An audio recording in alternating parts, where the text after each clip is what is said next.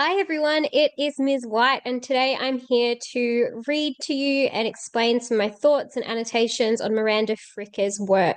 So this is for the VCE Study Design 2025.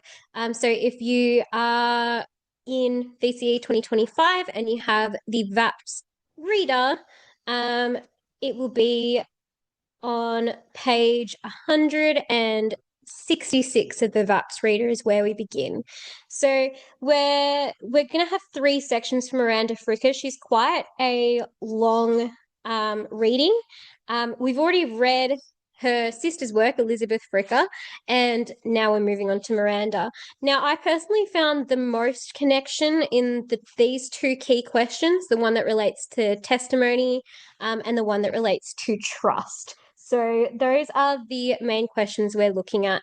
And what we are reading today, or the first section, is the central case of testimonial injustice. So testimonial, obviously relating to testimony, injustice. So you're probably feeling a little bit of a crossover here with Unit 3 because we were talking about justice in the good life. But here we're talking about when is it unjust or wrong, morally wrong perhaps, to in terms of testimony. So what sort of obligations, and I guess I probably should have put the obligations one here as tabbed the obligations as well. What obligations do we have in our testimony? So it's sort of, I like this one because it nicely ties together all of the readings we've done so far. So let's begin reading. As always, please forgive any mistakes I make. My pronunciation is awful, atrocious. Even though I'm an English teacher, I know I should be able to pronounce words better, but I say it's actually good if you can't pronounce words properly because it means that you've read them before and you've never had to say them out loud. So you'll have to forgive me. And also, my highlighting colors mean nothing. It's just what sparks my fancy for the time. You can see occasionally I'll have things like here where I've got this in this light pink and then I've related it to the annotations, but that's really the only time that my annotations, like my color coding, means anything. It's more just how it works in my brain. I mean, nothing to anyone except me. Okay, let's begin. So 1.3, the central case of testimonial injustice. Broadly speaking, prejudicial dysfunction in testimonial practice can be of two kinds. So when we're talking prejudicial, so relating to prejudice, dysfunction in testimonial practice. So she's talking about when there are things that are prejudice that make things wrong, so they dysfunction, they're not functioning correctly in testimonies, and can be of two kinds.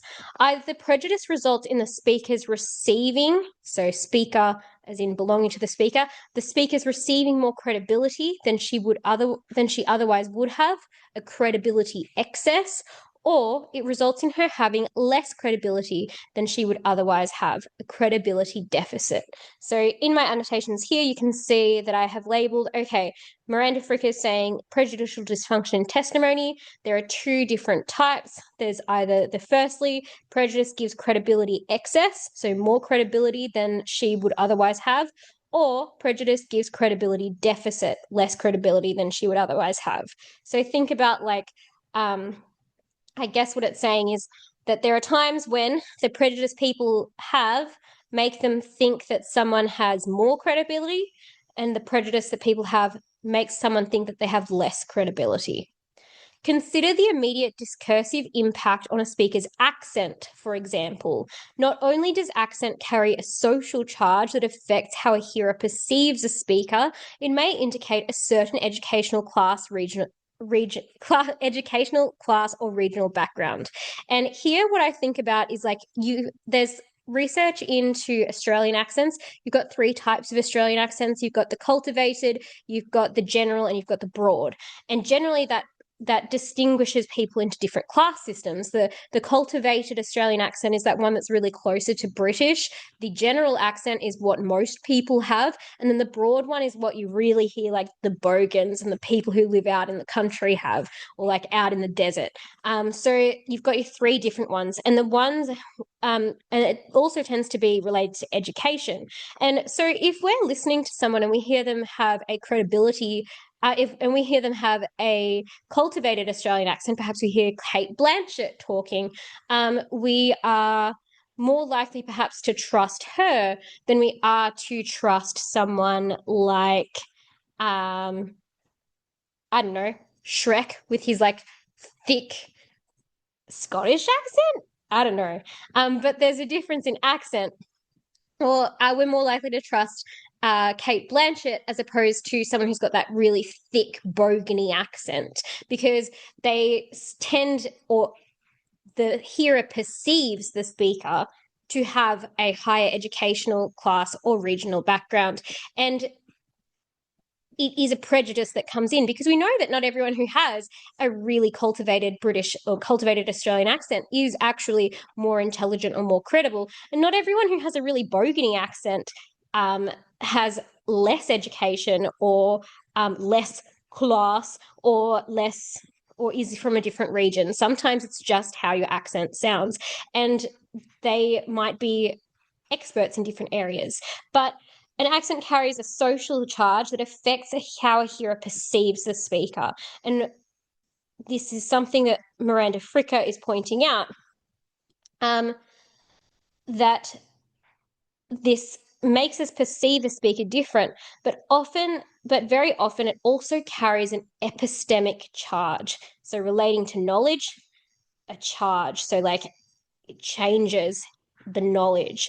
Accent can have a significant impact on how much credibility a hearer affords a speaker, especially in a one-off exchange.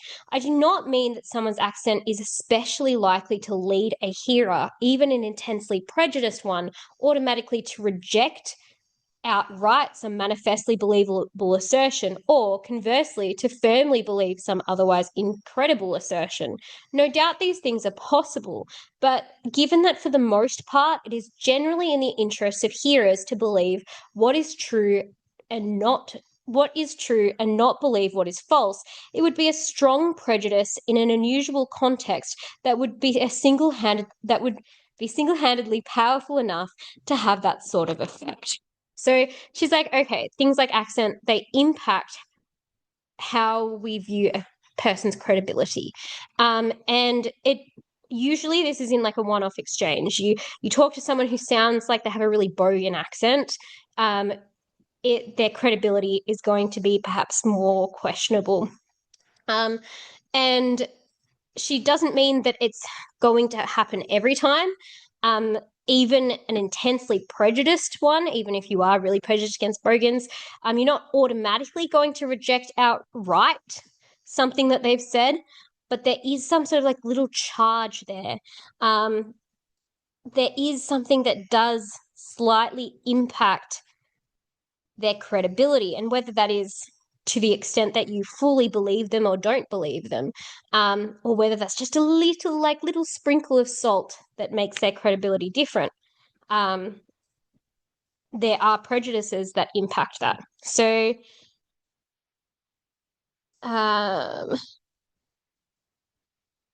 let's keep going, I think. Actually, here's some of my annotations that relate to that. So it doesn't mean that we automatically disregard what people say, but it would have to be an intensely strong prejudice. You would have to be incredibly prejudiced against Bogans to completely disregard someone with the Bogan accent. But however, it might just add to the listener's inclination to accept or reject. It's like this little extra charge. The idea is rather that prejudice will tend surreptitiously to inflate or deflate the credibility afforded the speaker, and sometimes this will be sufficient to cross the threshold for belief or acceptance so that a hearer's prejudice causes him to miss out on a piece of knowledge. So let's say that I am really, really prejudiced against people with Bogan accents, or the broad Australian accent. I'm really prejudiced. I just think they're dumb. right? But I'm not so like I'm not going to completely discount. I know that I've got that prejudice. I'm not going to completely discount something that a bogan tells me, but it might be just enough of a little sprinkle, my prejudice that's sitting there, to tip me over the edge to discount what they've said entirely. There might be a whole heap of other things, um, perhaps I don't know whether they're an expert. Perhaps I don't know them very well. Perhaps all of these other things that mean that I'm not inclined to take them as credible. And just the accent adds that little bit of sprinkle, or my prejudice, I should say, against that accent adds a little bit of a sprinkle. And then I miss out on a piece of knowledge just purely because of the accent or my prejudice coming out. Also, I'm really sorry, but these annotations were really hard to scan. So every second page is a little bit hard to read. So you'll have to forgive me for that as well. In face-to-face testimonial exchanges, the hearer must make some attribution of credibility regarding the speaker. Such attributions are surely governed by no precise science, but clearly there can be error in the direction of excess or deficit. On the whole, excess will tend to be advantageous and deficit disadvantageous. So I've highlighted that there. So she's saying for the most part, giving someone more credibility than they deserve tends to be advantageous, and giving someone less credibility tends to be disadvantageous. As a qualification, however, we should note that in localized contexts, excess could bring disadvantage. So even though she said, for the most part, excess is advantageous and deficit is disadvantageous, she says that there are contexts, though, where it can be the other way around. With regard to the former, so with regard to excess, consider an overburdened GP whose patients ask him medical questions that call for a more specialist training. He is not in a position to answer them responsibly, yet he must do his best to answer them, since the patients need an answer, and he is the only source they have access to. His patients assume that he is in a position to provide the information they need, and thus they attribute to him an excess of credibility on the matters in question. Let us add that any attempts to disabuse them from their inflated view of his expertise would damage the doctor-patient relationship by unduly undermining their confidence in him. All this is an ethical burden for our GP because he is aware that his best advice might yet mislead them about an important health issue. For this GP, the credibility excess he receives from his patients brings an unwanted ethical burden. We can see that credibility excess can be disadvantageous. So she's saying, here is an example of where what I've just said isn't true, and here is like sort of a counterexample. Alternatively, consider the example of a professor who gives a more junior colleague for comments and who is relying on that colleague's critical feedback to get the thing straight before a conference presentation. If the junior colleague is an admirer and gives too much benefit of the doubt, then his comments will be less critical than they might otherwise be, and the professor is effectively let down. Again, the credibility excess she receives on this occasion is only a disadvantage to her. In such circumstances, then credibility excess can be disadvantageous, though on the whole, it is surely more usually an advantage. So this bit in yellow is what I guess is the general rule she's saying, but she's a smart philosopher. She's saying there are counterexamples to this. There are times where what I've said isn't true, but for the most part, this is what's happening. And this example with the GP sort of connects to the Unit 4 area of study 2 context. I was thinking about, so my class are doing a case study on women's health and how there has been misinformation, disinformation, and I guess even echo chambers related to women's health throughout history. So the fact that perhaps we give an excess of credibility to GPs and to the medical practitioners and the scientists, which has led to times when women's health has not been properly cared for. Especially when we look at things like endometriosis, that we expect our doctors to be able to be credible when they give information about endometriosis, but we know that this hasn't always been the case, because the research isn't there, but they have to sort of be reliable because they're a GP, they should know these things, but then just the research isn't there. So I think there's an example of, if we're talking about Miranda Fricker and talking about where she's talking about this advantage and disadvantage, you could connect to a case study there. So we've got credibility excess can be disadvantageous, and another example is a professor and a junior colleague. I'm going to read the footnotes, but you can come back and read those if you like. I've started tabbing responsibility and trust here. What of the possibility that credibility deficit in unusual circumstances can be an advantage? So now she's considering the alternative. Can credibility deficit, when we don't give people enough credibility, can that sometimes be an advantage? Consider the stuttering Claudius, destined one day to be emperor of Rome, but who repeatedly escapes political murder, on the way up owning to the fact that he is generally taken to be a fool. Or alternatively, recall the inimitable character from the 70s TV crime detection, Lieutenant Columbo, whose bumbling, shambolic style lures those he's investigating into a false sense of security and enables him to quiz them off guard. I think that, like, the example here that I think is more, I guess, prevalent or maybe more well known is like Miss Marple. Like, the fact that people don't suspect her because she's like this little old lady, makes her a better murder better murder solver. So Agatha Christie, I love that. But yeah, we've got some examples here of times where, okay, credibility deficit can also be an advantage. Sorry, we'll cross that out. An advantage. So, for example, Claudius, the TV show, or you can add mine, Miss Marple.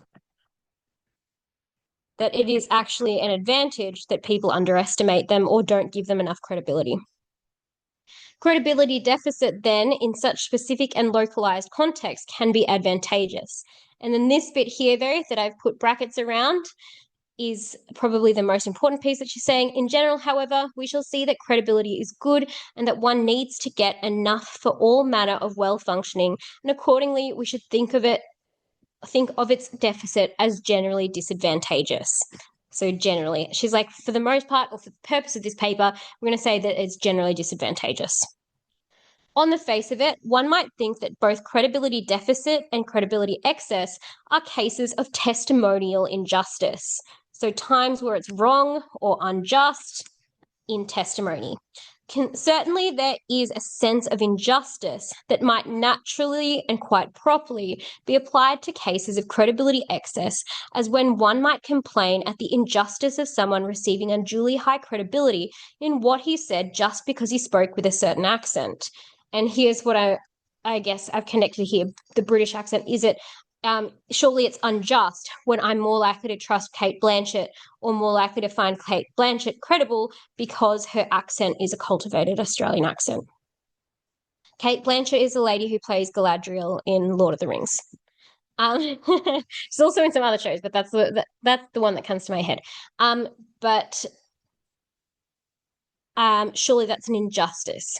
So that's what she's saying here, as when certainly there is a sense of injustice that might naturally and quite probably be applied to cases of credibility excess, as when one might complain at the injustice of someone receiving unduly high credibility in what he just said just because he spoke with a certain accent.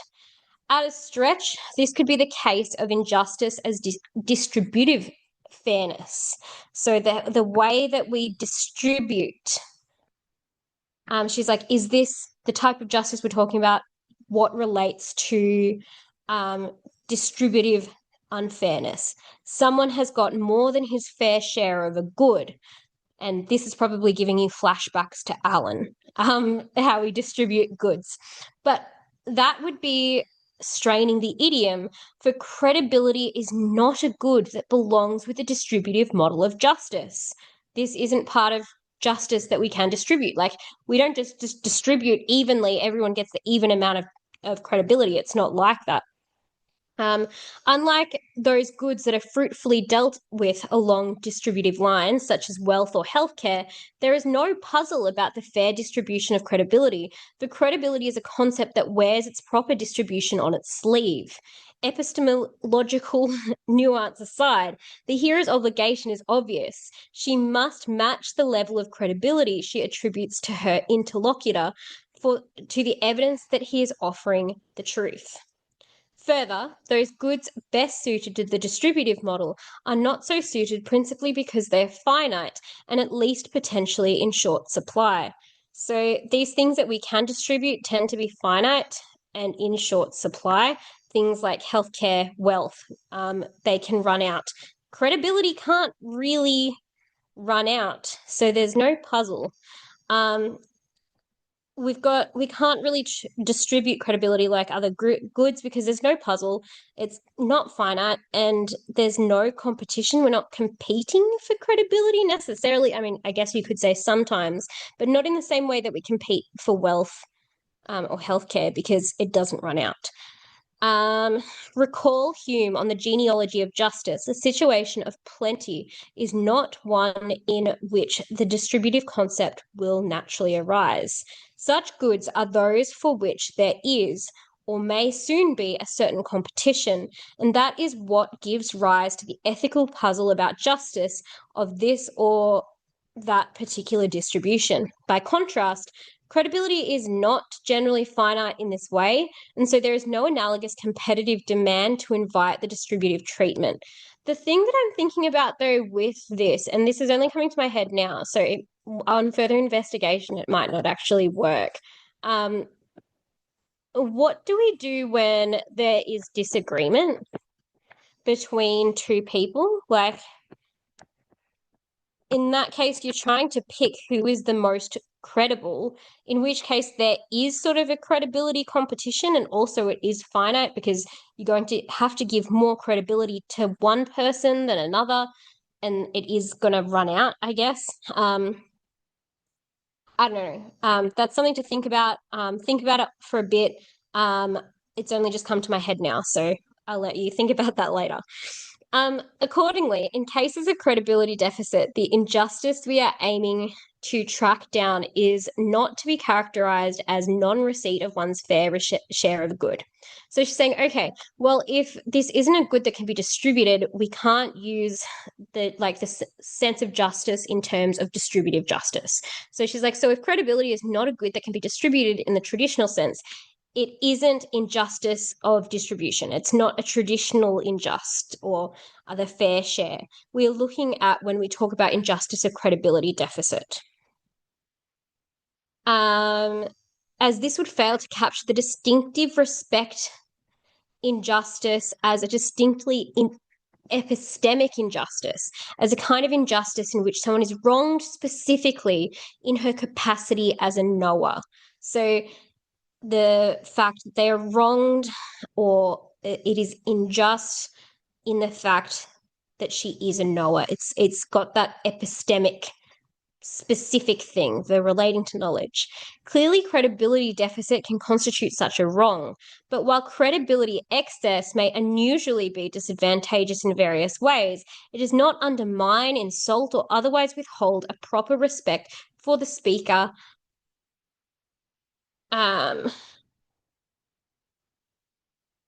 Something subject of knowledge. Sorry, guys, it's cut off. For the speaker, subject of knowledge. So in itself, it does her no epistemic injustice. And a fortuitae, sorry, the Latin. I've got a definition of this later. No testimonial injustice. On the contrary, our imagined professor and GP are overly esteemed in their capacity as knowers. Yet could it be, we should press the question, that there are some circumstances in which being overly esteemed in one's capacity as a knower would do one harm of a sort that merits the label testimonial injustice. Suppose we imagine someone growing up who, because of various social prejudices, overwhelmingly in his favor, is constantly epistemically puffed up by the people around him. Let's say he's a member of the ruling elite, and that his education and entire upbringing are subtly geared to installing this message firmly in his psychology. Perhaps the pupils who attend his school even wind up with a distinctive accent and certainly a confident air that helps them mark them out as epistemically authoritative. No doubt the credibility excess he tends to receive from most interlocutors in his class-ridden, so people he talks with, in his class-ridden society will be advantageous. It is very likely to bring him lucrative employment and a certain automatic high status in many of his discursive exchanges and so on. But what if all of this also causes him to develop such an epistemic arrogance that a range of epistemic virtues are put out of his reach, rendering him closed-minded, dogmatic, blithely impervious to criticism, and so on? Is it not the case that such a person has some degree quite literally been made a fool of? Okay, so back to just my annotations. So we're not talking about an injustice in the traditional sense of distribution. Instead, credibility deficit is distinctly epistemic injustice in which someone is wronged in her capacity as a knower.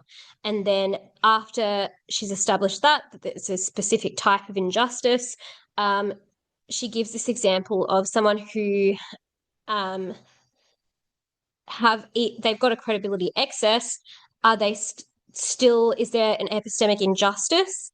And she's saying yes.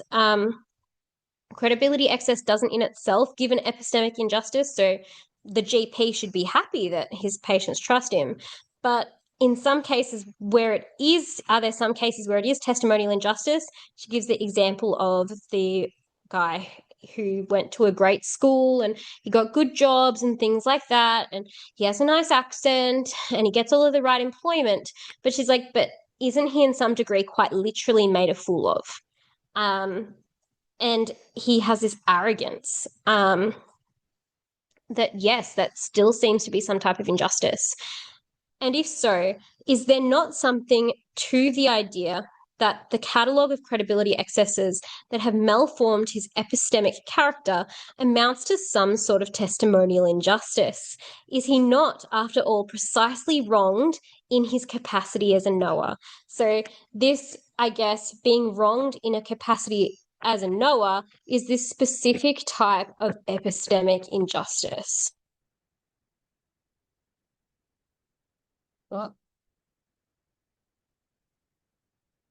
So I guess that's a definition of what is epistemic injustice. It's when you're wronged in your capacity as a knower. I think the answer is probably yes, and we are perhaps confronted with an interesting special case of testimonial injustice.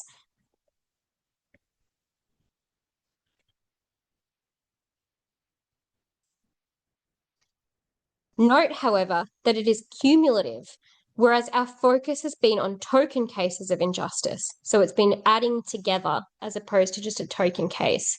I do not think it would be right to characterize any of the individual moments of credibility excess, such that a person receives as in itself an instance of testimonial injustice.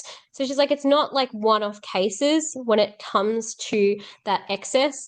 Like when there's a credibility deficit, one-off cases could be a testimonial injustice or an epistemic injustice. But when it comes to credibility excess, those one-offs don't tend to be an injustice. It's the accumulation or the adding together, a cumulative case that makes it an injustice. I do not think it would be right to characterize any of the individual moments of credibility excess such a person receives as in itself an instance of testimonial injustice, since none of them wrongs him sufficiently in itself. It is only if enough of them come together in the semi-fanciful manner described that each moment of credibility excess takes on the aspect of something that contributes to the subject's being epistemically wronged over the long term. Consequently, I would suggest that while the example does indicate that some people in a consistently privileged position of social power might be subject to a variant strain of testimonial injustice, namely testimonial injustice, I'm going to highlight this actually, namely testimonial injustice is in its strictly cumulative form. Nonetheless, it does not show that any token cases of credibility excess constitute testimonial injustice. The primary characterization of testimonial injustice then remains such that it is a matter of credibility deficit and not credibility excess. So she's sort of discussed like when are the cases that we do have this testimonial injustice. Let us begin to home in on the concept of testimonial injustice now duly conceived as a form of credibility deficit. So she's like, okay, let's look at this specific case of credibility deficit. A first point to notice is that prejudice is not the only thing that can cause credibility deficit. So this is important here. She wants to talk in this paper about prejudice, but prejudice isn't the only thing that can cause you to have more or less, less trust or see someone as less credible. It's not just prejudice. And so not all sorts of credibility deficit are cases of testimonial injustice. A credibility deficit might simply result from innocent error that is both ethically and epistemically non-culpable.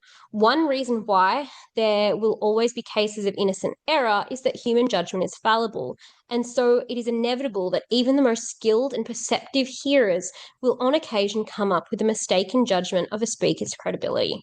So she's like, there are some cases where someone is not like giving a credibility deficit because they're prejudiced against that person. There are some cases where it is genuinely innocent error that they haven't given that person enough credibility. And in that case, it's not a testimonial injustice. And the reason why this happens is that human judgment is fallible. We're not perfect. We can't perfectly judge someone and perfectly judge how credible they actually are. And sometimes there is just an innocent mistake.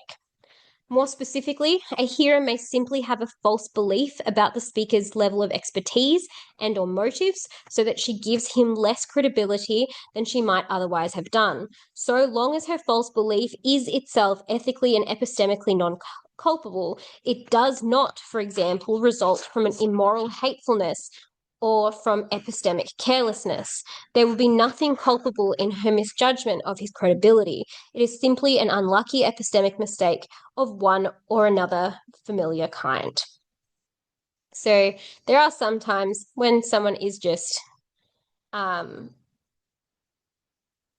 an innocent mistake. So credibility deficit could come from prejudice, it could come from innocent error because human judgment is fallible, and it could come from epistemic carelessness. Someone's not putting in the proper relating to knowledge care that they should.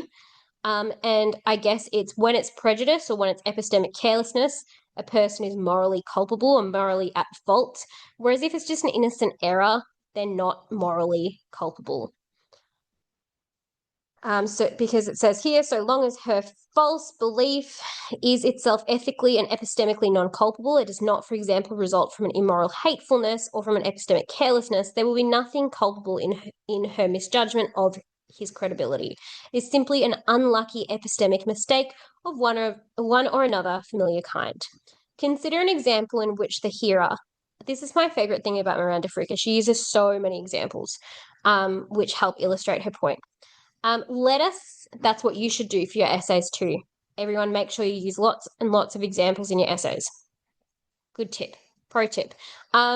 Consider an example. Let us say that she is a philosopher, an ethicist, knows that her interlocutor is an academic at a certain institution, and having looked him up on the web, she believes him to be a medic, since his name was listed under medical sciences. When the conversation turns to a certain current debate in the literature pertaining to her own specialism, moral fictionalism, and to her surprise, he expresses a forthright critical view on the fictionalist approach.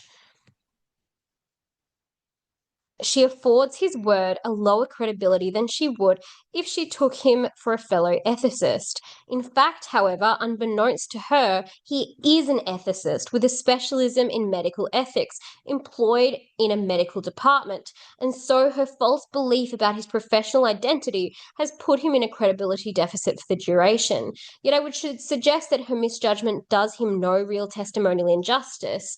It is simply an innocent error. An unlucky mistake of this something then can cause a credibility deficit that does not constitute a case of testimonial injustice. So in this case where she's had this honest and innocent error, she's literally thought that he's a medic because that's what she has researched him and that's what it says that he is, and she doesn't know about this extra background information that he's also an ethicist. It means that I guess it's not a case of testimonial injustice. It's still like he's still got a credibility deficit, but it's not a testimonial injustice. At least I suggest that we circumscribe the concept in this manner. Of course, it would not be linguistically outrageous for our imagined hearer, embarrassed on learning the true professional identity of her interlocutor, to say that she felt bad for doing him such an injustice. So it wouldn't be weird for once he's going, well, actually, I'm an ethicist, and she goes, oh my God, I'm so embarrassed, I'm so sorry. It wouldn't be wrong for her to sort of say that, but it would be a very weak sense of injustice, so much so that it is a mere shadow of our ordinary ethical and political sense of the word and lacks the usual implication of moral badness. This is largely a testimonial point. So if others disagree, then they can regard cases of innocent error as producing a weak form of testimonial injustice. So she's like, okay, we could maybe call it a very weak form. For my part, however, I shall reserve the term for cases in which there is something ethically bad about the hearer's misjudgment. So she's keeping the word testimonial injustice when there is something ethically bad. And there's probably nothing ethically wrong with this philosopher or this ethicist accidentally making the mistake thinking that he isn't also an ethicist. If she decided that she was going to discriminate against him because he had a bad accent, then perhaps, or a bad accent, an accent she didn't like, that would be a testimonial injustice. What about credibility deficit caused by ethically innocent but epistemically culpable error? So what about cases where someone is ethically innocent, like they're not being prejudiced, but are epistemically culpable? If we revisit our example and alter it so that we picture our philosopher making her mistake as a result of a hopelessly careless web search. Let's say that she she looked at the Google AI that came up and it says that he's a medic, and she didn't investigate it any further. I suggest that we find that the credibility deficit she assigns her interlocutor still does not amount to a testimonial injustice. It's still, even if it is the carelessness, epistemic carelessness, she didn't do her proper research, it's still not a testimonial injustice in Miranda Fricker's eyes because she's not done that ethically bad thing. Her unduly deflated credibility judgment of him does not insult or undermine him as a knower. And this is what is the most important thing to a testimonial injustice, for she has simply made a stupid mistake. While her error is epistemically culpable and epistemically blameworthy, its ethical non-culpability still seems to prevent the resultant credibility deficit from constituting a testimonial injustice.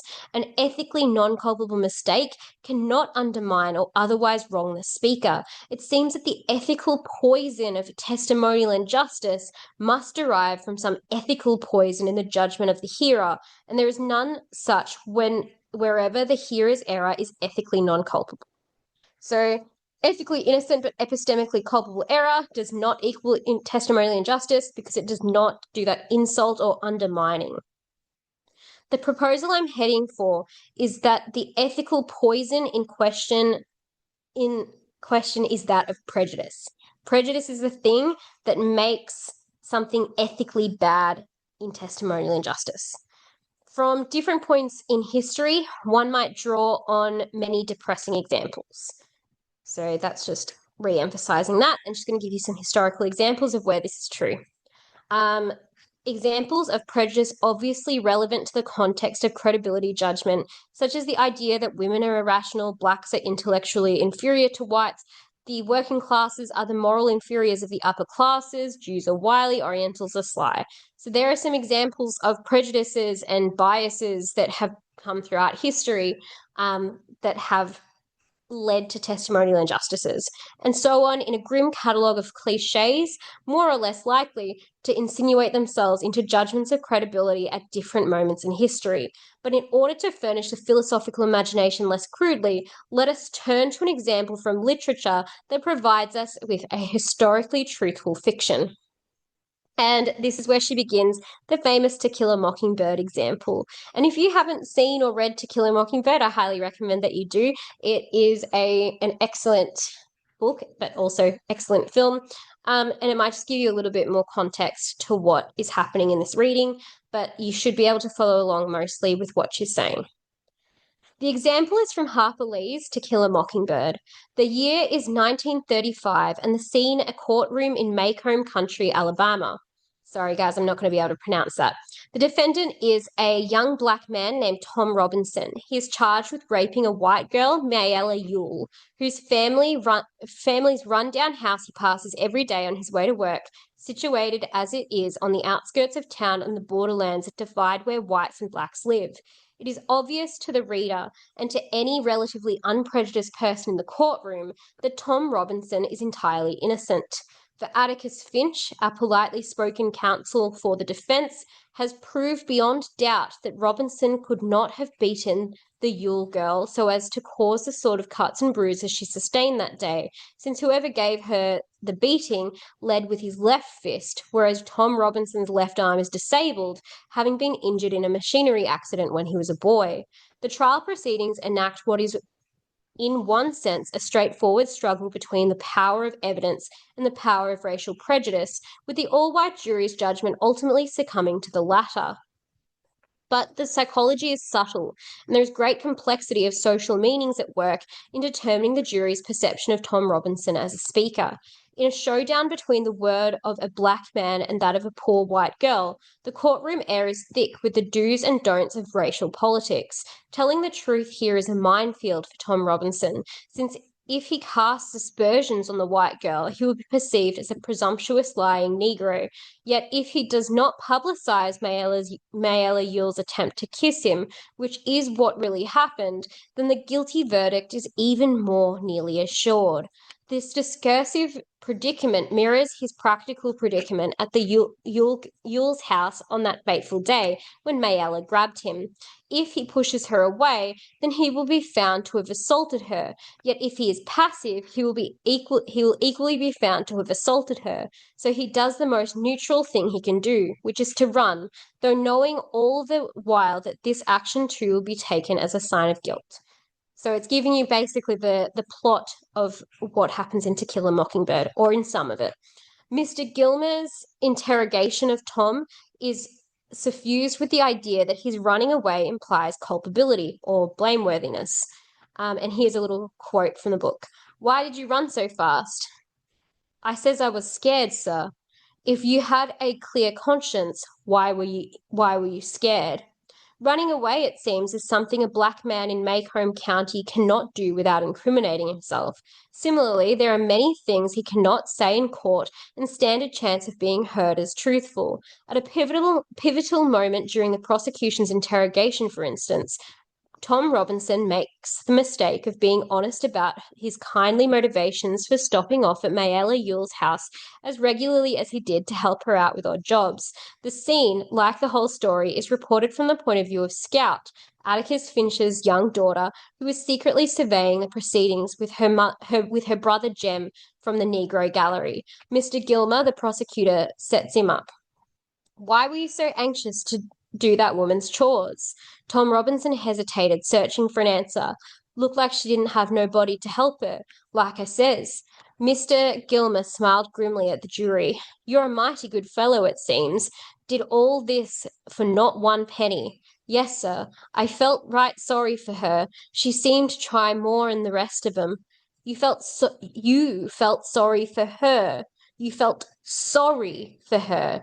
Mr. Gilmer seemed ready to rise to the ceiling. The witness realized his mistake and shifted uncomfortably in his chair, but the damage was done. Below us, nobody liked Tom Robinson's answer. Mr. Gilmer paused a long time to let it sink in. Here, the damage in question is done to any epistemic trust that the white jury has so far been human enough to feel towards the black testifier. For feeling sorry for someone is a taboo sentiment if you are black and the object of your sympathy is a white person. In the context of a racist ideology structured around dogmas of white superiority, the fundamental ethical sentiment of plain human sympathy becomes disfigured in the eyes of whites so that it appears as little more than an indicator of self-perceived advantage on the part of the black subject. A black man is not allowed to have feelings that imply a position of any sort of advantage relative to any white person, no matter how difficult and lonely her life might be. The fact that Tom Robinson makes the sentiment public raises the stakes in a way that is disastrous for legal justice and for the epistemic justice on which it depends. The trial is a zero-sum contest between the word of a black man against that of a white girl, or perhaps that of her father who has brought the case to court. And there are those on the jury for whom the idea the black man is to be epistemically trusted and the white girl distrusted is virtually a psychological impossibility. Robinson's expressed sympathy in feeling sorry for a white girl only reinforces that impossibility. I'm not stopping to explain this in a lot of detail just because it's going through a lot of the plot of what the court case is in To Kill a Mockingbird. And I think that it illustrates quite nicely what she's trying to say. She's saying that the racial prejudice against Tom Robinson and some of the things that he accidentally says ends up with a credibility deficit for Tom. Because of that prejudice, and that is what's wrong, and that's what makes a testimonial injustice. As it turns out, the members of the jury stick with their prejudiced perceptions of the defendant, formed principally by the racial stereotypes of the day. Atticus Finch, who's the lawyer, challenges them to dispense with these prejudicial stereotypes, to dispense, as he puts it, with the evil assumption that all Negroes lie, that all Negroes are basically immoral beings, and that all Negro men are not to be trusted around our women. That's a quote. But when it comes to the verdict, the jurors go along with the automatic distrust delivered by the prejudices that structure their perception of the speaker. They find him guilty. And it is important that we are to interpret the novel so that the jurors really do find him guilty. That is to say, they do not privately find him innocent yet cynically convict him anyway. Even allowing that the psychology here may be to some degree indeterminate, it is crucial that they genuinely fail to do what Atticus Finch, in his summing up, describes as their duty. So what she said here is just that, okay, for the purposes of this paper, we need to assume that the jury actually finds him guilty and they actually don't believe him, that they're not just coming up with it and saying he's guilty even though that's not what they genuinely believe. For the purposes of what we're talking about in epistemology and knowledge, let's sort of say that they do genuinely believe this. They are genuinely believing or not believing Tom Robinson because of this racial prejudice. So then in the final summing up, the lawyer says, "In the name of God, do your duty." Atticus's voice had dropped, and as he turned away from the jury, he said something I did not catch. He said it more to himself than to the court. I punched Jem. What he say? "In the name of God, believe him." I think that's what he said. Finch is trying to impress upon the jury that they have a duty to believe Tom Robinson. And here we're coming back to that responsibility. And this supports my interpretation of the juror's psychology. Finch evidently takes it that what the jury need to be urged to do is to make the right judgment, to do the right epistemic thing, the right knowledge thing, believing thing.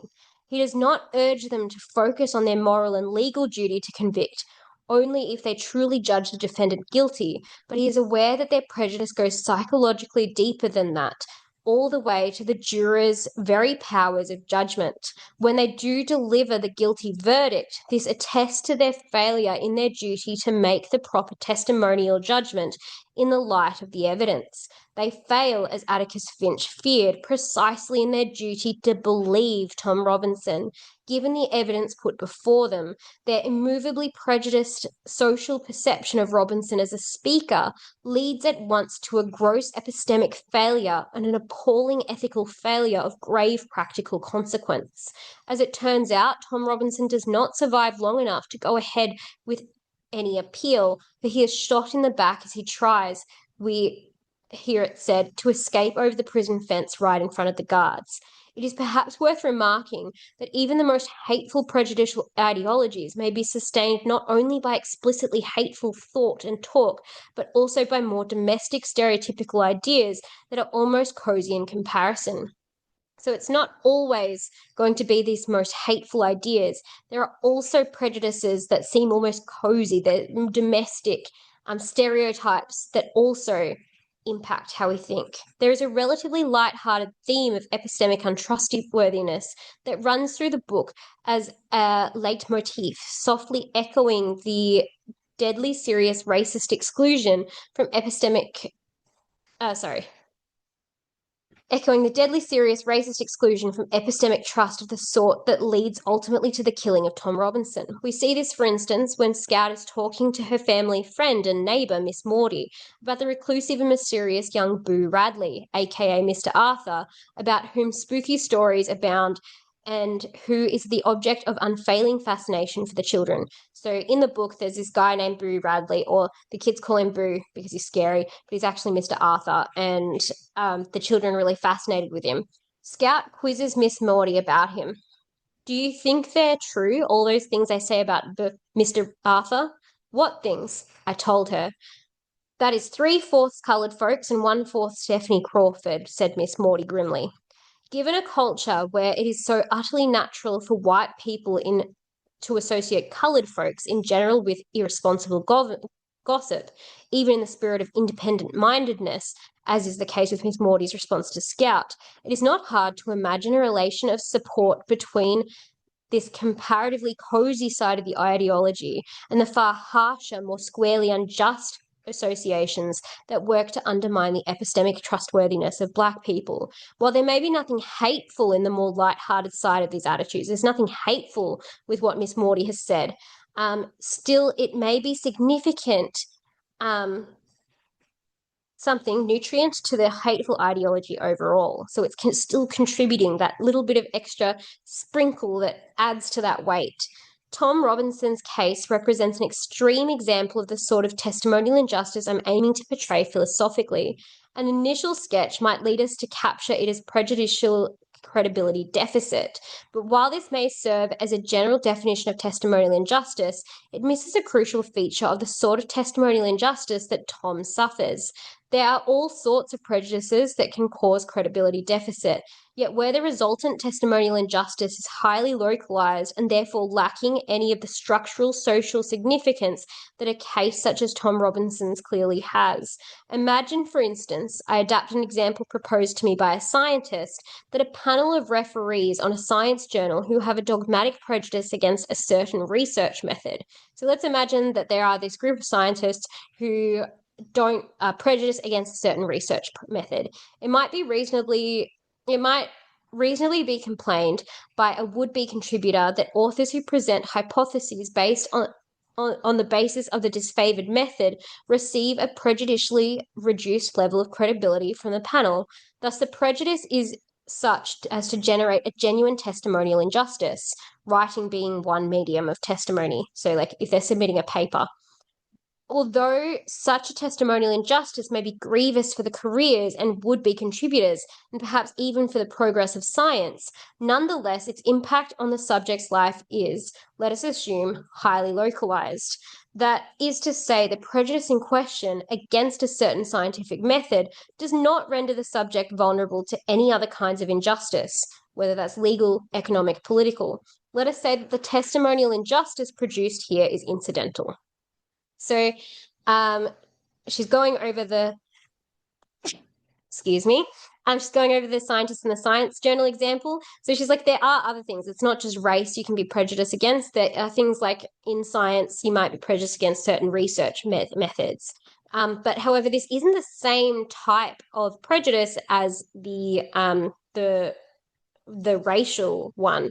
So there are cases where the prejudice is highly localized. I mean, outside of the panel, outside of the career, that prejudice doesn't impact anything. So it's an incidental testimonial injustice. It's localized like the research method. However, there are other types of prejudice that are related to the legal, economic, and political injustice, and those she calls systematic. They're connected to those other injustices. So, by contrast, testimonial injustices that are connected via a common prejudice with other types of injustice might appropriately be termed systematic. Systematic testimonial injustices then are produced not by prejudiced simpliciter, but specifically by those prejudices that track the subject through different dimensions of social activity. So the ones that are also connected to economic, educational, professional, sexual, legal, political, religious, and so on. Being a subject to a track of prejudice renders one susceptible not only to testimonial injustice, but a gamut of different injustices. And so when such a prejudice generates a testimonial injustice, that injustice is systematically connected with other kinds of actual potential injustice. Clearly, the testimonial injustice suffered by Tom Robinson is systematic, for racial prejudice renders him susceptible to a panoply of injustices besides the testimonial kind. Systematic testimonial injustice constitutes our central case. It is central from the point of view of a guiding interest in how epistemic injustice fits into the broader pattern of social justice. The main type, or maybe the only type of prejudice that tracks people in this way is the prejudice of relating to social identity. Let us call this sort of prejudice identity prejudice. So there are identity prejudices, things that are related to people's identity.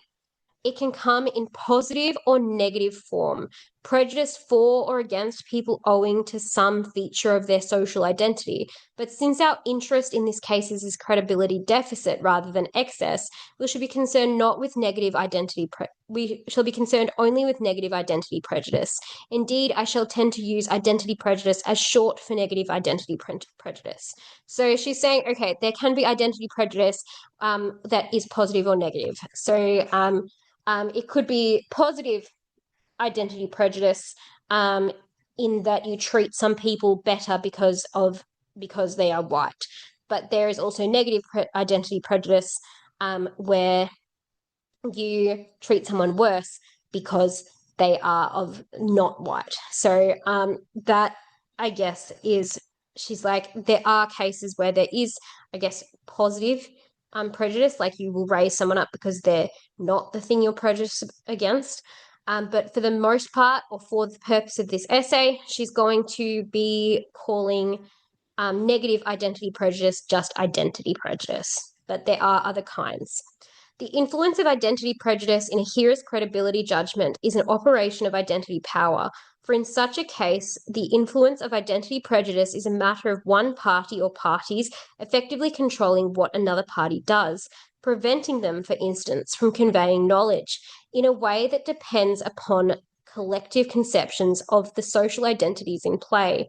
In our Mockingbird example, racial identity power is exercised in this way by members of the jury as they make their deflated credibility judgments of Tom Robinson, with the result that he is unable to convey to them the knowledge he has of what happened at the Yule's place.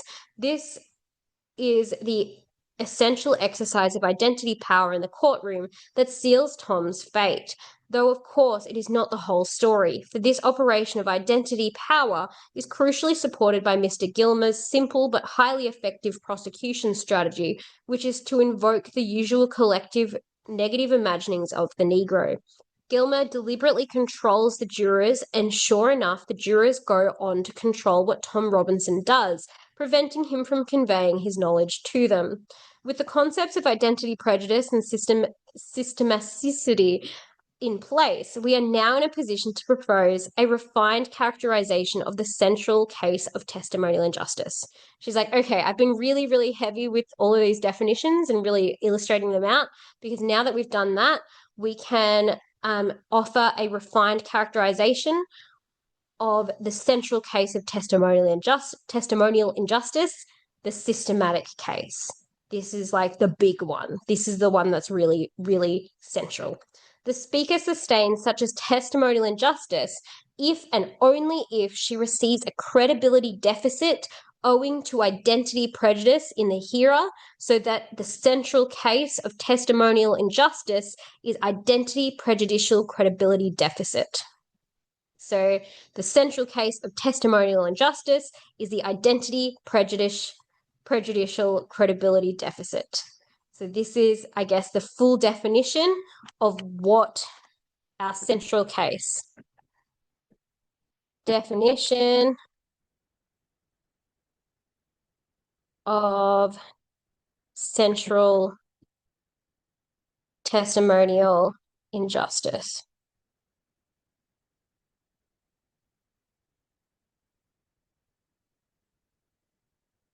We should note, however, that there could be exceptions. That is, one can imagine cases of identity prejudicial credibility deficit that are not cases of systematic testimonial injustice. And so not all examples of our central case. Consider the following case, an anecdote recounted to me by a philosopher of science. There is a large international conference dominated by research scientists and some historians of science, with only a smattering of philosophers of science. It becomes clear that the philosophers of science are regarded by the majority of other delegates as out of touch with the realities of scientific practice, so much so that they are, frankly, held in some intellectual disdain. In this context, it would seem simply falling into the identity character of philosopher of science renders one's word likely to be dismissed as the something speculations of an out-of-touch academic. So here's the example of the International Conference of Research Scientists. The philosophers there, the philosophers of science, are viewed as out of touch.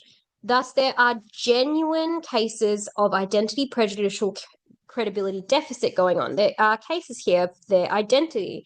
These testimonial injustices do not instantiate our central case, for they are not systematic. Like, this is a very localized thing. The philosophers at this specific, in this specific context, are discriminated against for their knowledge. It's very localized. It's not systematic in the same way that race or gender is.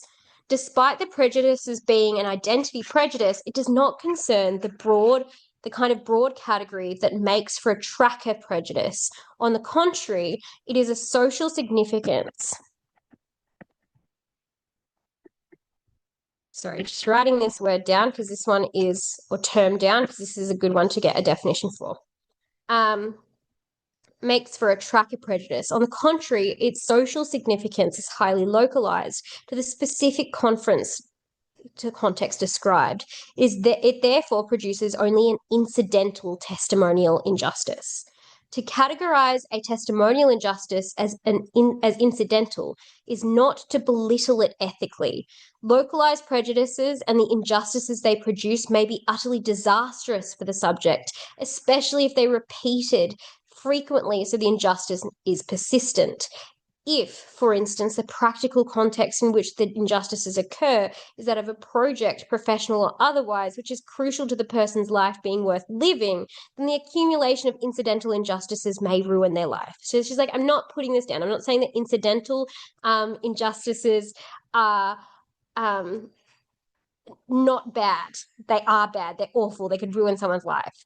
The importance of systematicity, so the systematic thing, is simply that of if a testimonial injustice is not systematic, then it is not central from the point of view of an interest in the broad pattern of social justice.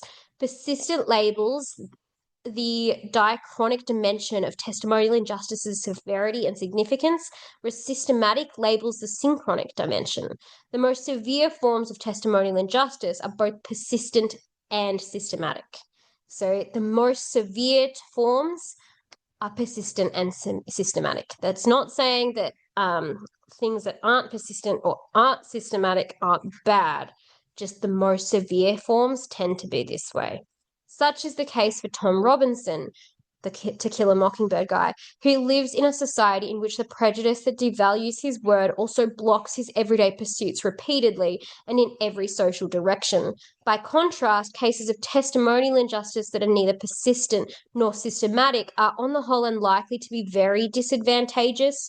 Generally speaking, systematic injustice tends towards persistence because the imaginative conceptions of social identity that feature in relevant tracker prejudices are likely to be enduring features of the social imagination. Now that I have identified our central case as systematic testimonial injustice, let us now inquire further into how identity prejudice enters in to make its impact on the discursive exchange. We must explore the role of stereotypes in hearers' judgments of speakers' credibility. And that comes to the end of our first excerpt. So she just sums that up here, what she's talked about.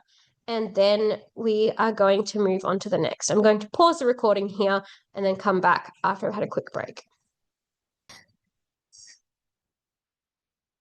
All right, let's move on to the second excerpt. So we've got the virtue of testimonial justice and correcting for prejudice. So she's now like, okay, well, I've told you like all about this prejudice. How do we then correct for it?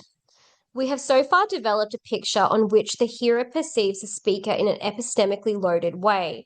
She sees him as more or less credible in what he is telling her.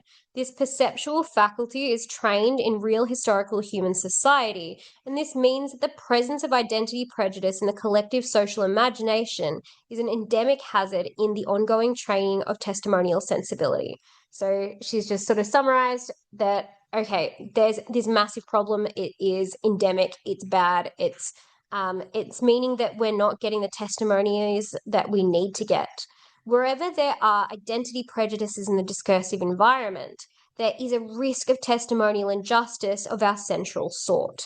So wherever there are prejudices, we have a risk of having that identity prejudicial credibility deficit. This raises the question whether we can identify a particular virtue that the hearer needs to have in order to counteract the risk of letting such prejudice distort his perceptions of speakers. We need to ask so she's like, are there ways, can we identify a particular virtue that we need to have in order to stop us being this prejudicial in and distorting our perceptions of speakers so that we aren't doing these injustices for testimony and then we're getting all of the knowledge that we want to get. We need to ask about the specifically anti-prejudicial current that the virtuous hearer's sensibility needs to contain in order that the hearer may not be led into perpetuating testimonial injustices, possibly missing out on valuable knowledge into the bargain.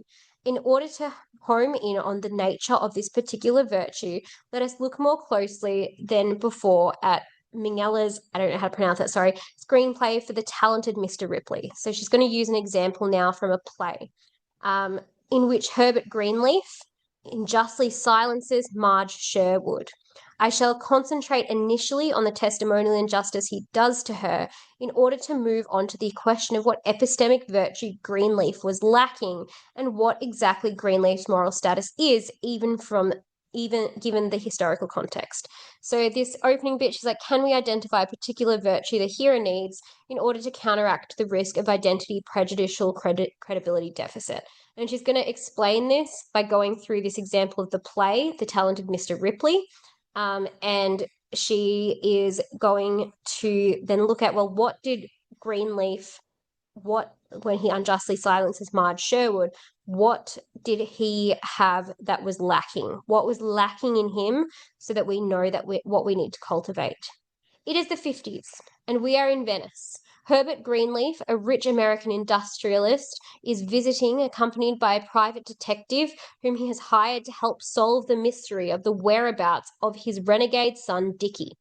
Dickie Greenleaf recently got engaged to his girlfriend, Marge Sherwood, but subsequently spent a great deal of time traveling with their friend, Tom Ripley, until Dickie mysteriously disappeared. Marge is increasingly distrustful of Ripley because he seems to be obsessed with Dickie and suspiciously bound up with his strange disappearance. She also knows very well that it is unlike Dickie, unreliable philanderer though he undoubtedly was, simply to do a bunk, let alone to commit suicide, which is the hypothesis that Ripley is at pains to encourage. Ripley, however, has all along done a successful job of sucking up to Greenleaf Sr., so Marge is entirely alone in her suspicion, her correct suspicion, that Dickie has been murdered and that Ripley is his killer. Herbert Greenleaf has just asked Ripley to be helpful as he can in filling in the blanks of Dickie's life to McCarran, the private detective, and Ripley responds, Ripley, I'll try my best, sir. Obviously, I'll do anything to help Dickie. Marge looks at him in contempt. Herbert Greenleaf says, this theory, the letter he left you, the police think that's a clear indication he was planning on doing something to himself. Marge, I just don't believe that. Greenleaf, you don't want to, dear. I'd like to talk to Tom alone. Perhaps this afternoon, would you mind? Marge, what a man may say to his sweetheart and what he'll admit to another fellow. Such as? Here, Marge is being gently, kindly sidelined by Greenleaf Sr., who pathologizes her conviction that Dickie would not kill himself as a sweetheart's wishful thinking. He also assumes wrongly, at least to some extent, that Marge is innocent of the more tawdry facts of Dickie's life, and that his primary attitude towards her on the one hand and the truth about Dickie on the other is that she needs protection from it. Ripley exploits and reinforces this. Later that day, when Greenleaf and Ripley are alone, Greenleaf gloomily reflects, no, Marge doesn't know the half of it, and Ripley responds, I think it might hurt her to know. Greenleaf's everyday theory about what a man may say to his sweetheart, etc., though quite possibly true enough, has the effect of undermining Marge as a professor of knowledge about the lover she had been living with for some time.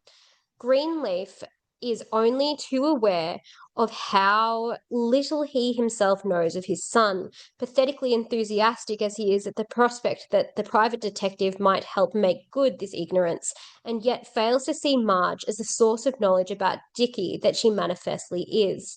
This attitude leads Greenleaf to ignore one of Marge's key reasons for her correct hypothesis that Dickie has died at the hands of Ripley. She finds Dickie's rings at Ripley's place, one of which has been a gift from her and which he had sworn never to remove.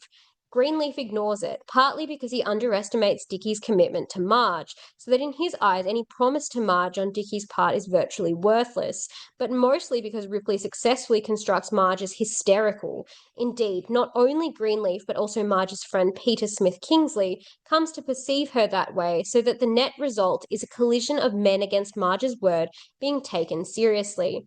The theme of knowledge ever to the fore in the dialogue, we at one point hear her off screen shortly after she finds the rings, her powers of expression seemingly reduced to a self-contradictory mantra, repeating emphatically to the incredulous Greenleaf, I don't know, I just know it. And it is at this point Greenleaf replies with a familiar put down, Marge, there's female intuition, and then there are facts. A number of these sorts of exchange build up to the scene in which Marge, being taken back to America, is being ushered onto a boat, but breaks away to lunge at Ripley, exclaiming, I know it was you, Tom, I know it was you, I know you killed Dickie, I know it was you. McCarran, the private detective, comes out of the waiting boat physically to restrain her, and the stage direction reads, Ripley looks at him as if to say, what can you do? She's hysterical. McCarran nods, pulling her onto the boat. Here we see poor Marge in some measure actually becoming what she has been constructed as, a hysterical female, apparently expressing herself in semi-contradictions, sticking to intuitions in the face of another's reasons, unable to keep a grip on her emotions. Thus a sinister mechanism of causal construction. Perversely, we catch a whiff here of how such causal construction might seem to supply an 11th hour justification for the original prejudice credibility judgment. Such is the power that some prejudices have for self-fulfillment. Greenleaf's wrongful credibility judgment of Marge cannot itself be retrospectively justified. However, for when the judgment was made, the evidence did not support it. Still, it must be acknowledged that the frustrated and semi-articulate expressive form that Marge's suspicions come to take creates a terrible justificatory loop, so that given Greenleaf's point of view that there is no irrationality on his part if he views her behavior as confirming his perception of her as non-trustworthy. As the viewer is aware, however, the construction was and remains radically unfair. Marge was right. She knew Dickie well, infidelity and all, and her clear-eyed accommodation to him is in large part what led her to the permanently lonely knowledge she now possesses that Ripley has killed him. She knew she could not rely on his sexual fidelity, but she also knew that he would not have given away that ring. Marge's suspicions have been listened to. She, of all people, should be given some credibility, but Ripley cynically exploits the gender attitudes of the day so that the kindly and well-meaning men around her effectively collude with him to make her appear epistemically untrustworthy. This example, like our earlier example of the fatal testimonial injustice suffered by Tom Robinson, presents us with a case of a hearer's testimonial sensibility delivering a prejudiced perception of the speaker.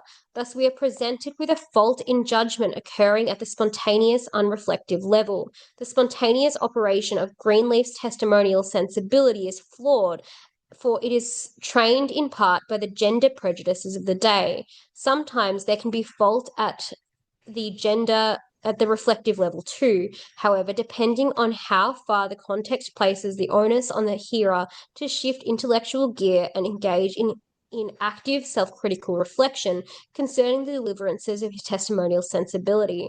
Certainly, in the formal context of a courtroom, for instance, jurors are under an obligation, and I guess here we are coming to obligations, and when we have obligations in beliefs or responsibilities.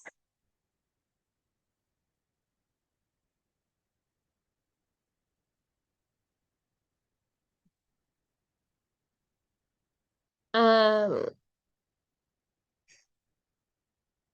under obligation to reflect actively on the spontaneous deliverances of their testimonial sensibility, and they are seriously at fault if they fail to do so.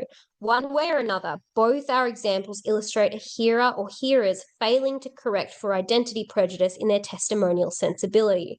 So both of these cases have shown that they haven't corrected those identity prejudices they have. They haven't gone to correct them. In both cases, hearers fail to exercise any critical awareness regarding the prejudice that is distorting their perception of the speaker, so that the distorted spontaneous deliverance of their testimonial sensibility is left unchecked. I shall suggest below that Greenleaf's prejudiced perception of Marge is ultimately non-culpable because of the historical context. By contrast, this cannot be said for the jurors of Tom Robinson's trial, who have ample opportunity to grasp and make good the conflict between distrust, which their corrupted sensibility spontaneously delivers, and the trust which a proper attention to the evidence would inspire, a proper attention which others present, white as well as black, are clearly able to give. So she's talking here that there are these issues and that we need to correct, and that Greenleaf has failed to correct the prejudice about women, and how they are hysterical and how that causes credibility deficit for Marge. She's saying here that she's going to argue that Greenleaf is not culpable in the same way that the jurors in Tom Robinson's trial is. And the reason being is the historical context, that perhaps there wasn't as much awareness about the prejudices against women, and Greenleaf didn't have as much time to really think about the prejudices against women, whereas the jurors in Tom Robinson's trial had ample opportunity to grasp and make good the conflict between the distrust. able to give. Even if members of the jury were to be partially forgiven for the way in which their sensibility has been hitherto saturated with the powerful racial prejudices of the day, they remain starkly culpable in failing to respond appropriately to the heightened testimonial experience afforded by the trial, given the overwhelming evidence in favor of the judgment that Tom is telling the truth. So she's like, two slightly different cases. In both cases, there is this credibility deficit given because of identity prejudice, but there is a culpability difference because depending on the history, I'm just going to go into more detail about this in the coming pages, but because of the historical period, it really makes a difference on whether you can be culpable for this. And I think this has some problems that we're going to discuss in the next section. So let's move on to excerpt 3. And we come to 4.2, history, blame, and moral disappointment. The picture of the virtue testimonial justice that we now have before us is of a virtue that is bound to be hard to achieve, owing to the psychologically stealthy and historically dynamic nature of prejudice. So here she's talking about, okay, we need the virtue of testimonial justice.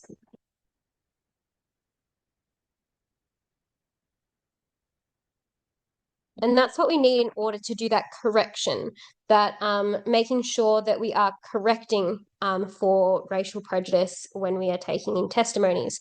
But she's saying this is hard to achieve because of the historically dynamic nature of prejudice.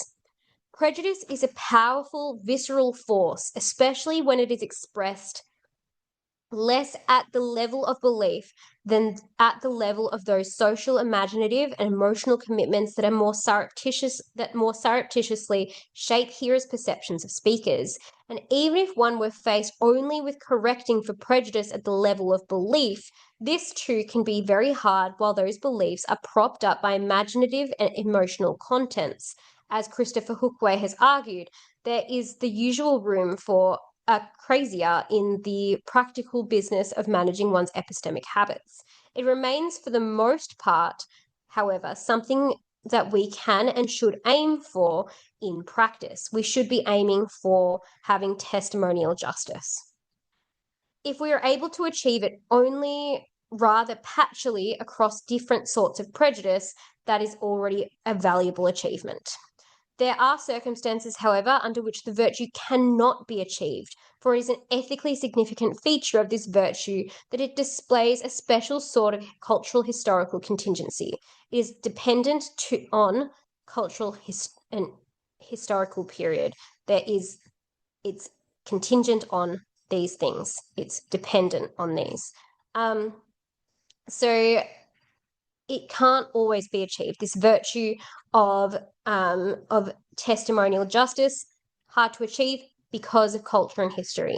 In order to explain this, let me follow Linda Zagbeski's reading of Aristotle, such that virtues are defined as having both a motivational component and a component of reliable success in bringing about the end of that motivation, or the consequence, the product of that motivation.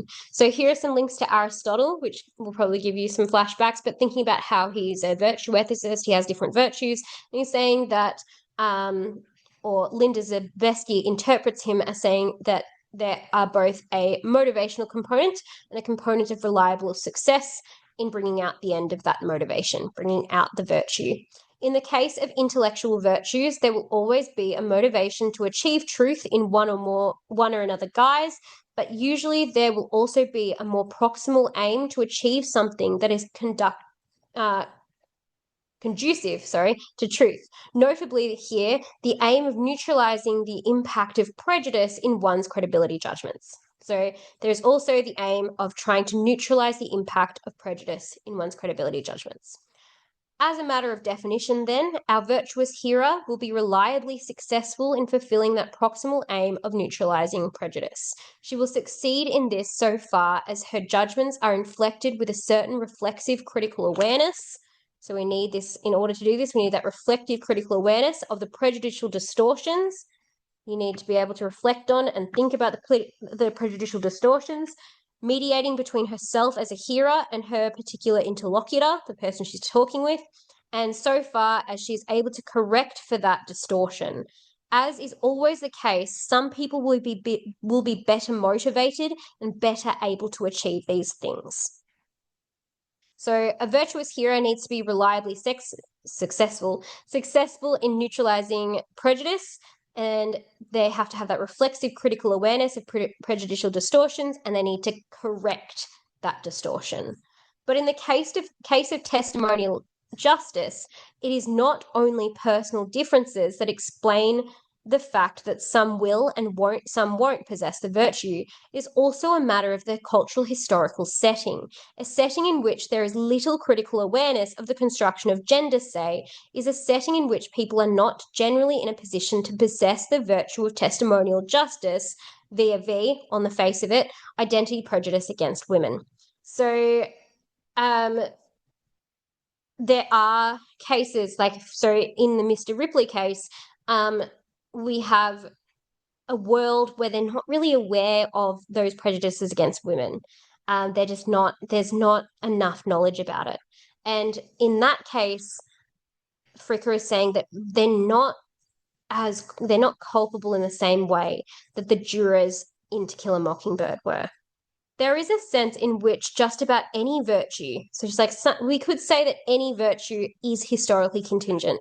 One can always imagine a society in which nobody exhibited a given ethical or intellectual virtue, charity or open-mindedness, say, and consider that it would be well nigh impossible for anyone to cultivate the virtue in soil so barren of good example, but the special respect in which the achievement of testimonial justice depends on the historical setting is over and above this general dependence, for it concerns the specific critical reflective tools that are required to achieve the virtue. Even in a society in which the virtue of testimonial justice was possessed in respect of some prejudices, there might be other prejudices in respect of which the virtue was out of reach, except to those, that is, who possess it naively. But I have already said that the naive form of the virtue must be very much the exception. This would seem to mark out the virtue as unusual, though the ethical virtue of justice presumably exhibits the same historical dependence for the same reasons. There might be judgments of justice that cannot be made because they require a line of reflection for which the concepts are not socio-historically available. If there are other virtues with justice as their ultimate end, then perhaps their achievement would exhibit the same historical contingency. At any rate, on the face of it, this particular form of historical contingency seems to be special to matters of justice. So she's saying, okay, it seems like contingency, like we can't say that all virtues have historical contingents. It seems to be something that's unique to matters or virtues that have the end goal of justice. In the case of Herbert Greenleaf, we see this historical contingency played out in respect of the absence of critical awareness of gender prejudice in the society in which his ethical epistemic second nature were formed. While the Herbert Greenleafs of this world were always at fault in willing to exhibit the virtue, I suggest they were not culpably at fault, so not blameworthy, until the requisite critical consciousness of gender became available to them. As we might put it, they are not culpably at fault until they were put in a position to know better. So the only time that they would be at fault is if they were at any stage put in a position to know better, to know that there was this gender prejudice happening, that is when they become blameworthy. There is no precise answer to the question at what point Herbert Greenleaf comes to be in a position where he should know better than to neglect the possibility that Marge is right. And this question is surely best construed as a matter of degree, not least because the requisite collective gender consciousness is something that is likely drawn on gradually. But no doubt a figure such as Herbert Greenleaf would be in that position long before he actually lived up to it by taking on board the gender critical insights made newly available to him. Thus, there will tend to be some period of historical transition in which a Herbert Greenleaf, well-intentioned as he may remain, moves from non-culpable fault to culpable fault. He lacks the virtue of testimonial justice with regard to gender prejudice throughout, but the relevant advance in collective consciousness is needed to render the shortcomings in his epistemic conduct blameworthy. Under the historical circumstances, then, my suggestion is that Greenleaf is not blameworthy for the testimonial injustice he inflicts on Marge. And I think this makes sense. Like, it makes sense that it is historically dependent. Like, it depends on whether they have the ability, if they're in a position to know better, to know about the prejudice. But then that makes me think of, like, the atrocious acts committed by the Nazis. And, like, does this also come into not just whether you are giving credibility to someone or not? Could this then be taken to, like, how other people are treated in life? I mean, this is relating to justice still, so it is still contextually relevant. But we definitely still punish Nazis for what they did in the Holocaust. But if they're not blameworthy because they weren't in a position to know better, and how could you prove when they're in a position to know better? I know that's going beyond just testimony and what we believe, like, but does this then lead on to that? Something to think about. And even if that is the case, are we then doing the wrong thing by punishing Nazis? It could be either way. Given the blame is out of order, the epistemic wrong that Greenleaf does Marge presents a genuine case of non-culpable testimonial injustice. The suggestion rests on the idea that one cannot be blamed for failing to do something if one was not in a position to access the reason to do it. This presents a special case of ought implies can, since in our example, the can part is a matter of whether Greenleaf could reasonably be expected to achieve the critical perspective on gender that would have enabled him to question his lack of trust in Marge in the requisite way. We do not blame people for things they objectively cannot do or cannot help doing, though it is not to say that their life will not be ethically tarnished. In an extreme case, someone might be torn apart by what they have done, even if they wholly accepted they were not blameworthy for it. Greenleaf could not neutralize the impact of gendered prejudice in his judgment of Marge because the critical concepts he needed were not historically available to him. This points to an interesting kind of epistemic and moral bad luck on external interpretation of what it is to have a reason. The situation is fairly straightforward. Greenleaf has a reason to doubt his spontaneous distrust of Marge's word, but his historical situation is such that he cannot access that reason. He is thereby subject to a piece of epistemic and moral bad luck. So, he has this sort of bad luck kind of thing. On an internal interpretation of reasons, the situation is slightly less straightforward. While Greenleaf has a subjective motivation to know the truth about his son's disappearance and not be taken in by his ingratiating killer, the sound deliberative route he would need to take from there in order to arrive at the motivation of doubt, his distrust of Marge is blocked by his historical circumstances. On the internal reasons conception, then, Greenleaf is unable to possess a reason to doubt his distrust of Marge, even while, objectively speaking, there is a deliberative route running between the reason and actual motivations in Greenleaf's subjective motivational set. The fact that Greenleaf's historical situation prevents him from treading that deliberative route means that he cannot be a reason for him. It cannot be a reason for him. This adds another dimension to Greenleaf's epistemic and moral bad luck, as it renders it bad luck not merely about what reasons he can access, which affects what he does, but moreover what reasons he can have, which affects who he is. Whatever the reason, one thinks about the disagreements between internal and external reasons, theorists. So I'm just going to put a note here that this is where the external, internal reasons is in this section. I always like to label where important things are, and this is probably things you want definitions for. Reason theorists is one is inclined towards the internal idiom to describe cases of testimonial injustice such as that which Greenleaf perpetuates, it is worth noting that it could not be controversial in anything like the way that purely ethical cases inevitably are.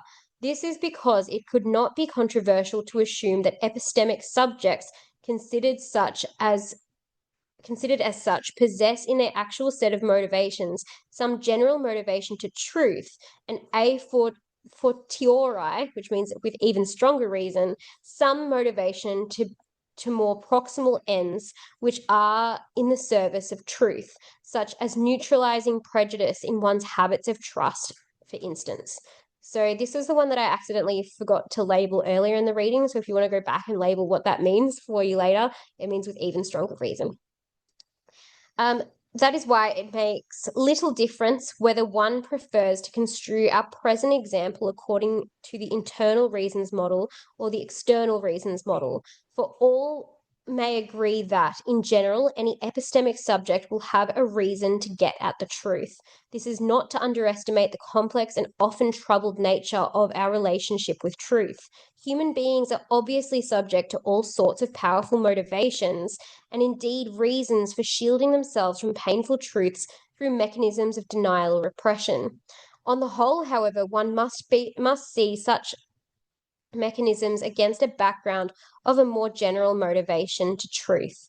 Given this, it is clear that not just Herbert Greenleaf, but even the most virulent, dyed-in-the-wool sexist version of Herbert Greenleaf possesses a motivation to truth from which there is a sound, deliberative root to questioning his spontaneous lack of trust in Marge.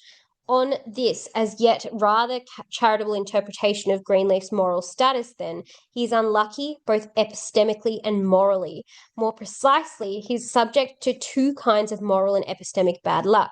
Circumstantial, bad luck in the socio-historical context that puts the requisite reflective critical awareness out of his reach, and constitutive, bad luck in the kind of person he is. More precisely, this case exemplifies a compound of circumstantial and constitutive bad luck, for it is specifically historical circumstance that has constituted him as someone who is unable to have reason to doubt his lack of trust in Marge. Let us say, then, that Greenleaf is subject to a historical constitutive form of bad epistemic and moral luck.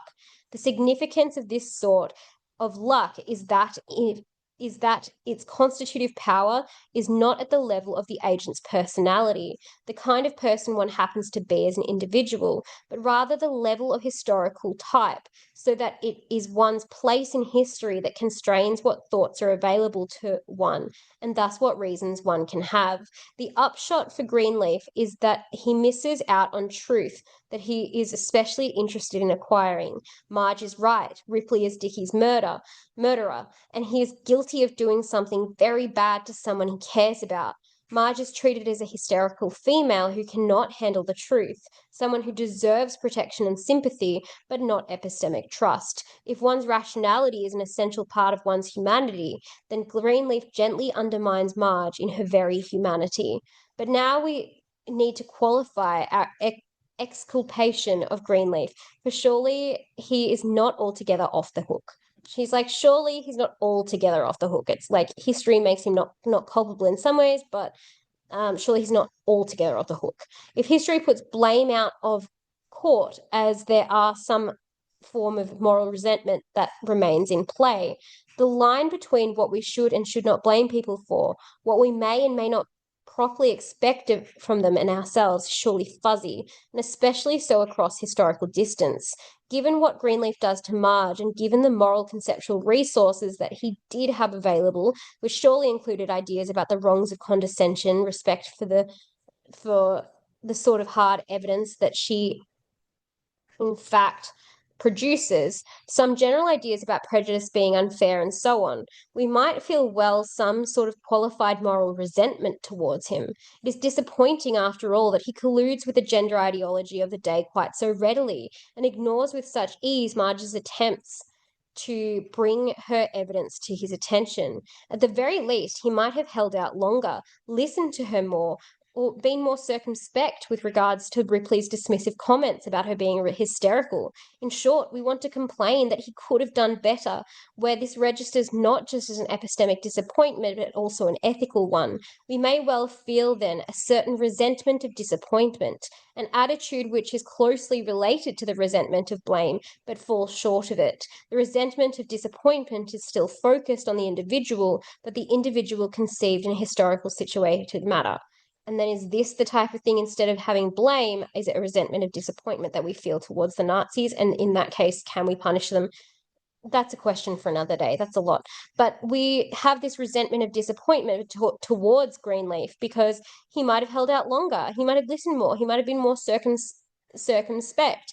But we have this resentment of disappointment still because he hasn't done these things, but it's not blame because we are acknowledging the historically situated manner, the fact that he didn't have the access to the information about the gender prejudice. Can we say more to vindicate the resentment of disappointment across historical distance? We need to resist thinking of a culture's moral discourse, moral system as it is sometimes called, as a finite monolith. The resources for moral judgment and moral thought offered up by any moral discourse are not like a set of building bricks which one can build a finite number of different structures. Conceptual resources are resources for generating indefinitely many new meanings, whether as new applications of old concepts or comings of new concepts. Such resources for meaning are generative and dynamic, never exhausted by the set of meanings actually realized in practical use at any given historical moment. With this generative conception of moral meaning in place, we are able to introduce a distinction between routine discursive let me highlight those. There are some more terms: routine discursive moves in a moral discourse and exceptional, more imaginative moves which are existing resources in which existing resources are used in an innovative way that stands as a progressive move in moral consciousness. An example of such an imaginative move might be the extension of a notion of respect to all humanity as made by someone ethically formed in a society that routinely preserved respect for the ruling classes, or for the new application of the concept of cruel to violent punishments of children routinely meted out in the name of ordinary discipline. Most of us, most of the time, make routine moves and exhibit routine moral thinking. And we are lucky if we live in a culture where this means that our ethical thinking is on the whole decent. But sometimes people can rise to a challenge and succeed in something more imaginative. Here, once again, we can draw a helpful parallel in the epistemic dimension. The relevant epistemic contrast is between routine credibility judgments and exceptional credibility judgments, where the relevant sort of exceptional judgment might be a judgment that succeeds in correcting for a sort of prejudice not hitherto understood as such. If we judge Greenleaf in the light of the full ethical resources of his day, then while we may find that the epistemic injustice he does to Marge is not culpable, he judged routinely, we may still find it less than it might have been, less than exceptional. For even Greenleaf may have risen to the occasion and done something morally and epistemically more imaginative than get drawn into Ripley's conspiratorial story about Marge's female hysteria. There is admittedly nothing very much about Greenleaf to inspire high hopes in this regard, but still he is a decent man who has known Marge for longer than he has known Ripley, and who has a strong personal interest in knowing the truth. So one might well feel some pang of moral resentment over the ease with which he has drawn in to the epistemically insulting construal of her suspicions. Any such disappointment is grounded in the conviction that it was historically possible, in our newly extended sense, for him to have made a better credibility judgment. Even Greenleaf could have judged exceptionally. By judging merely routinely in these heightened circumstances, he does something disappointing that it seems appropriate to hold him responsible for in some way. But the sense in which his moral and epistemic character is besmirched by his failure to rise above the routine is not enough to warrant anything as strong as blame. So even though he's done something wrong, and he's done something wrong that makes us feel that epistemic that makes us feel the resentment. Sorry, guys. I've lost that bit.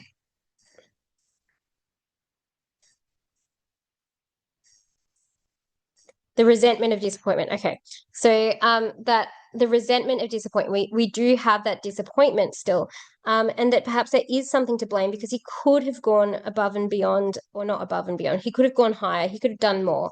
And perhaps there's that to blame, the fact that he didn't do more, we can blame him for that. But in terms of just his epistemic character, just who he is as like a knower, as a person in regards to knowledge, there's nothing to blame for that. We can't blame I've just done that. Okay. We can't blame him specifically relating to the epistemic character, but we can blame him for the fact that he could have done these other things. So it's not to do with his knowledge, it's not to do with the testimonial justice that we can blame him, but we can blame him for not doing those more things. One cannot be blamed for making a routine moral judgment, but one can nonetheless be held responsible for making a merely routine judgment in a context in which more exceptional alternative is, as a matter of historical possibility, just around the corner. And I have suggested that it is appropriate to register this responsibility by way of the resentment of disappointment. So instead of just calling it blame, we say the resentment of disappointment. The distinction between exceptional and routine moral judgment, then, points to the possibility of a more nuanced range of moral attitudes to historically and culturally distant others, regardless of whether one holds the internal or the external interpretation of reasons, for it allows us to avoid the hubris of deeming them blameworthy for actions not routinely regarded as wrong in their culture, while still holding them morally responsible to this or that extent, depending on how nearly available the exceptional moral move is judged to have been. If this is right, then the distinction between exceptional and routine moral discursive moves can help us better understand the issues at stake in the topic of moral relativism. When we judge the behavior of people in historically or socially distant moral cultures, we need not and should not confine ourselves to the routine moral discourse of that culture, except insofar as we are only interested in issues of blame, since more appropriately nuanced judgments of the moral performance of people in distant cultures will become available only when we consider what non-routine, more exceptionally imaginative moral judgments might have been made had they better exploited their own moral resources. In the metaethical literature, we find a fundamental tension rehearsed and re-rehearsed in different ways and from different sides of the debate between the universalist pool of moral psychology and language and the apparent fact of cultural and historical contingency.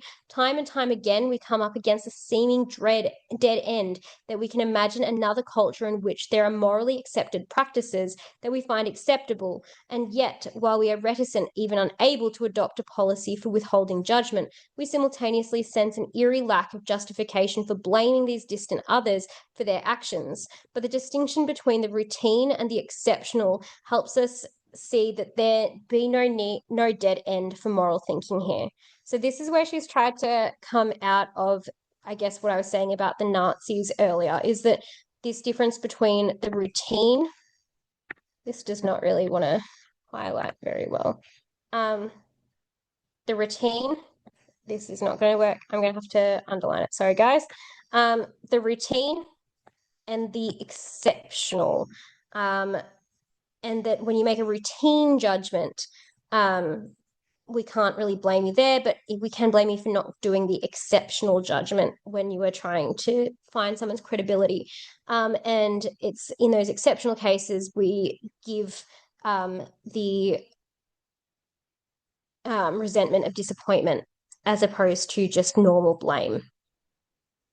For it opens up a space for the resentment of disappointment, an attitude still directed to individual agent, but one which acknowledges his or her historical predicament. So I guess the question is resentment of disappointment enough to convict someone for something? Like, can we, when we talk about knowledge the Nazis had about the Jewish people and the things that they did and how they wouldn't have thought that Jewish people were credible, and then the beliefs that they then formed because of that, is it enough to say that that's resentment of disappointment? And then if you just have resentment of disappointment, does that mean that you shouldn't go to jail, or are there some cases where you can? I don't know. Something to think about. And I think I'm getting like confused here a little bit. Take this with a grain of salt. But like obviously there's a difference between knowledge and the actions that are done as well. But resentment of disappointment is how she tries to solve that sort of thing, that we can still have a difference between blame and resentment and disappointment that someone didn't go through an exceptional way of judging someone's credibility. The vulgar relativist idea that it is wrong to pass moral judgments on people in other moral cultures is incoherent. So she's like, we can't just say we're not going to judge the Nazis. But the related idea that judgments of blame may be out of order across even quite small historical distance ought to be defended. Judgments of blame are out of order when people's behavior is the product of ethical thinking that was routine in their ethical culture. When, for example, we consider the past practice of forcing unmarried mothers to put their babies up for adoption, we should not confine ourselves to the concepts, attitudes, and feelings we surmise were routinely invoked in the daily moral discourse of that society at that time. Rather, we are entitled to appeal to thoughts that which they could have had given their full ethical resources but failed to.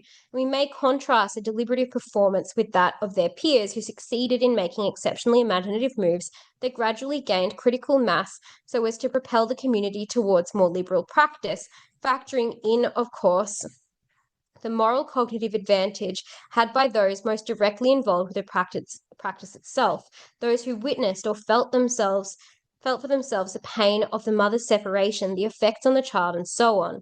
The distinction between routine and exceptional moral judgment helps to explain how a piece of moral progress, the move away from a practice of forced adoption, for instance, is possible. For how else but through the morally exceptional discursive moves for the few is a community able to come to see things differently as a matter of routine. To judge historical others in this way is not hubris, for we can acknowledge that that could do better will be our own ethical epitaph too. It is a matter of luck how far living up to what is morally routine is, an achievement that leads one immune from the resentment of disappointment on the part of distant others. It depends significantly on the contingencies that have formed one, and on those will those that will form future generations. I'm often conscious, for instance, of the fact that while I eat meat in semi-good conscience, a vegetarian future society would judge people like me with moral abhorrence. I believe that members of such a society would probably be entitled to real moral disappointment in, say, my failure to follow through on my extant moral commitment to animals as pets. Why, they would ask, did I not recognize my implicit commitment to equal moral status among animals more generally? I ask myself such questions, but never quite answer them. But if future generations do come to regard eating animals as obviously morally wrong in this way, perhaps nonetheless, they might withhold blame from people like me on the grounds that what they regard as my moral failing is sufficiently within the bounds of contemporary routine and moral judgment.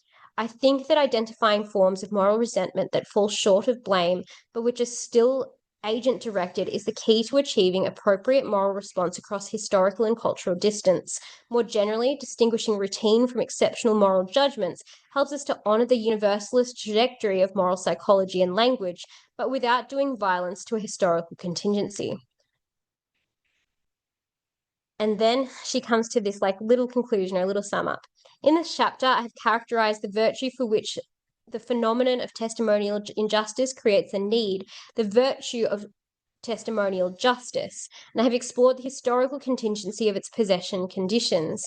The picture we have arrived at is of a virtue which may, at a given point in history, be unavailable in respect of some prejudices. Having characterized the virtue in this historically situated manner, however, let us not place it in maximally a historical setting, the setting of the state of nature. Doing so will reveal how far the virtue of testimonial justice is a fundamental epistemic virtue, that is, an epistemic virtue serving a purpose which transcends history in that it arises out of an epistemic need that is present in any human society. And that comes to the end of our reading on M Fricker. I hope that you found that interesting, and I hope that the examples from literature were interesting. Thank you for watching, and have a